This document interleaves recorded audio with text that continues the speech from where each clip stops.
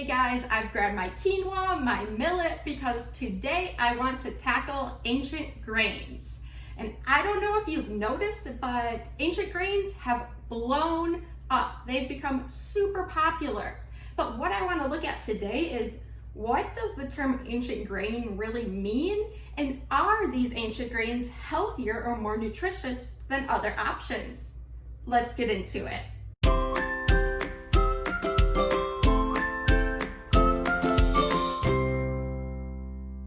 When it comes to terms like ancient grains, I am someone who likes a nice definition, a legal definition, especially when it comes to the food industry, because when you have a legal definition for labels or terms, that means every food manufacturer is following the same rules and the same laws.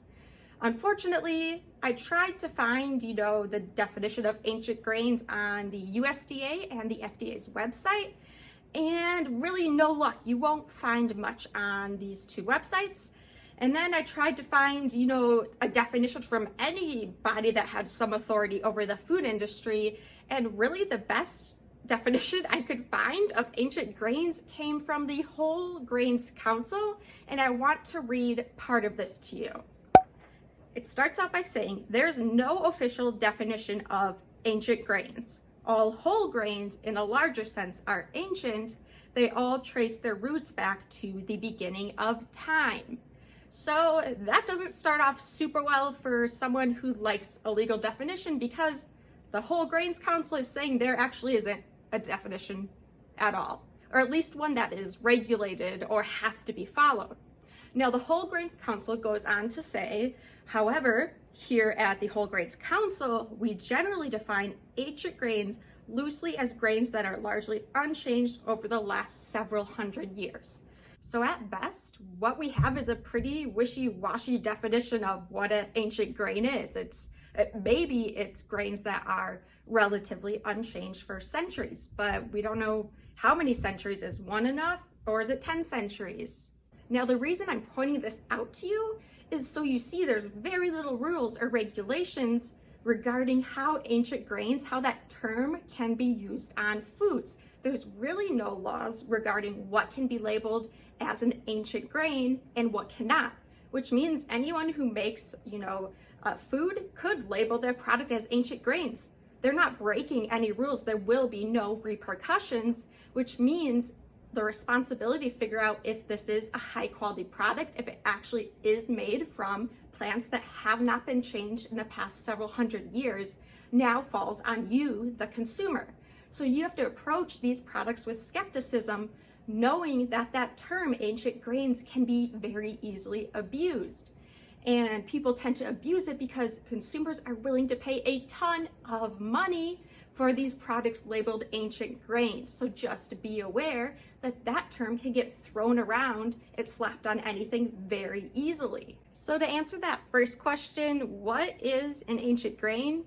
Well, it depends who you ask. And that's because the government bodies that regulate the food industry in the US, the USDA or the FDA, they have not put a definition forth. So they have not said what they believe the term ancient grains to mean. But if we do follow that loose definition that categorizes ancient grains as any grain that has been practically unchanged over the past couple of centuries, here's a list of the grains I typically see tagged as ancient grains.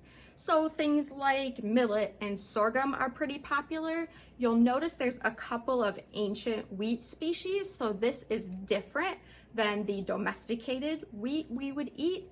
So some of these wheat species are emmer and spelt. And then there is actually a third category, and this is called pseudo cereals, which just means they're not actually grains. These are seeds, but how we use them when we cook or how we use them for culinary purposes is basically the same as how we use a grain. And so we have these tagged under ancient grains as well. But three of these pseudo cereals are things like quinoa, amaranth, and buckwheat. Okay, let's move on to that second question, whether or not ancient grains tend to be healthier or more nutritious than other types of grains.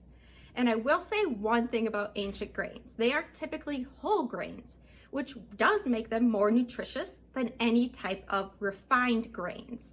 And that's because grains that undergo this refining process, what this means is we actually remove part of the grain kernel. So in refined grains, we remove the bran and the germ, leaving just the starchy, carbohydrate-rich endosperm.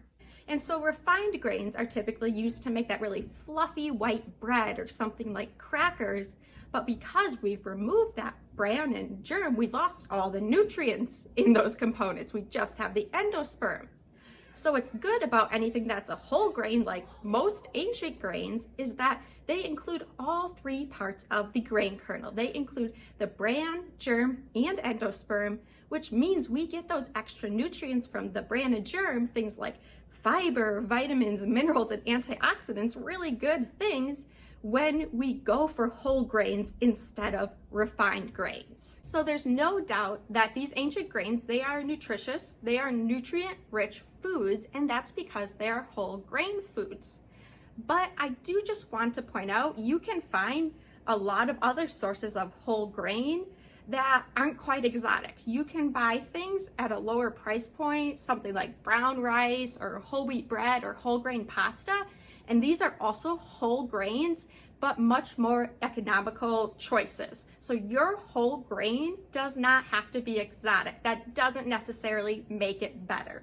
Now, I could see some people making very specific arguments for certain ancient grains, saying something like, well, teff has so much calcium compared to domesticated wheat, or barley has all this soluble fiber. And that's great. I think that's wonderful to have these nutrients. But big picture wise, that's why you're supposed to be eating a very diverse diet. You should try to include many different grains in your diet, as well as different fruits, vegetables, proteins, etc. You are supposed to have a diverse diet exactly because different foods have pros and cons when it comes to what nutrients they contain. So I don't think this argument is really the best one. The best thing to do would be to have a diverse diet. There is one area I think these ancient grains are really filling a need, and that's providing more gluten-free options. So there's a lot of people that have celiac disease and they can't eat one of the proteins in wheat. They need to have a gluten-free diet, and many of these ancient grains don't have gluten in them. So something like millet, sorghum, and teff, they are gluten-free grains, as well as those three pseudo cereals, because they are actually seeds. Remember, not grains. That was amaranth, buckwheat, and quinoa. Those pseudo cereals are also gluten-free. So ancient grains, they are a great way to incorporate more whole grains into your diet. They may also be higher in a specific nutrient like calcium or fiber than other common grains, but really, in my opinion, the best whole grain is any whole grain that you eat. So if you've made it this far in the video, please give it a thumbs up. Please subscribe to my channel. If you have any questions about the foods you eat, please leave a comment for me, and I'll talk to you next time.